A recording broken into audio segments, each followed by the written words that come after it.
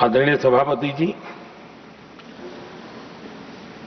जो एक बात मैं जानता नहीं था लेकिन अभी मुझे पता चला, आप शायद अभी उपराष्ट्रपति बनने के बाद काशी गए थे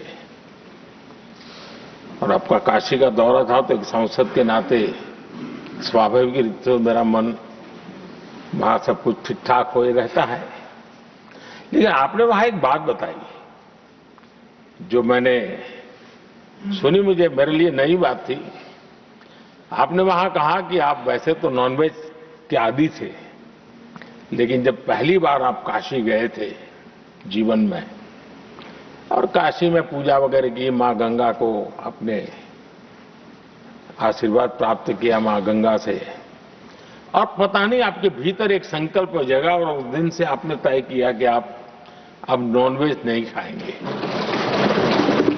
अब ये कोई न कोई सात्विक भाव, कोई नॉनवेज खाने वाले बुरे हैं ऐसा मैं नहीं कह रहा हूं, लेकिन आपके मन में काशी की धरती पर विचार आया, तो एक सांसद के नाते मेरे लिए भी एक स्मरण रखने वाली एक घटना के रूप में मैं उसको हमेशा याद रखूंगा। भीतर कोई न कोई आध्यात्मिक भाव जो इस प्रकार की दिशा में ले जाने की प्रेरणा देता है।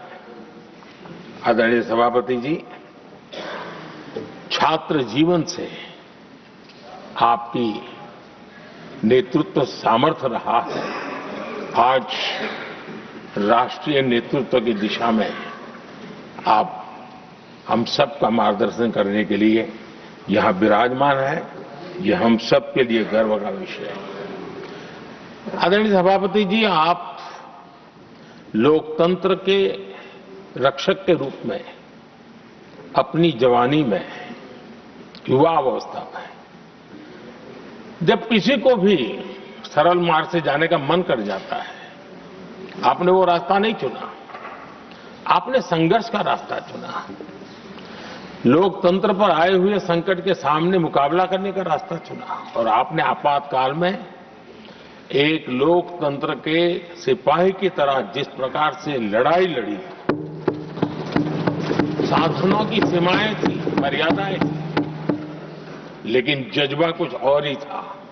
और वह उस क्षेत्र के सभी, उस सब पीढ़ी के नौजवान आज भी इमरजेंसी के खिलाफ की आपकी जो लड़ाई थी, लोकतंत्र के लिए आपका संघर्ष था, उसमें आपने जन जागृति के जो विविध कार्यक्रमों को अपनाया था। लोगों को जिस प्रकार से आप प्रेरित करते थे, वे हमेशा हमेशा के लिए लोकतंत्र प्रेमियों के लिए एक प्रेरणा देने वाली घटना रही। आप एक अच्छे संगठक रहे हैं, मैं भलीभांति जानता हूं। आपने संगठन में जो भी दायित्व संभालने का अवसर आया, आपने उस जिम्मेवारी को चार चांद लगा दिए, अपने परिश्रम से लगा दिए। आपने हमेशा सबको जोड़ने का प्रयास किया, नए विचारों को स्वीकार करने का प्रयास किया, नई पीढ़ी को अवसर देने का प्रयास किया। ये हमेशा संगठन में आपके कार्य की विशारत रही।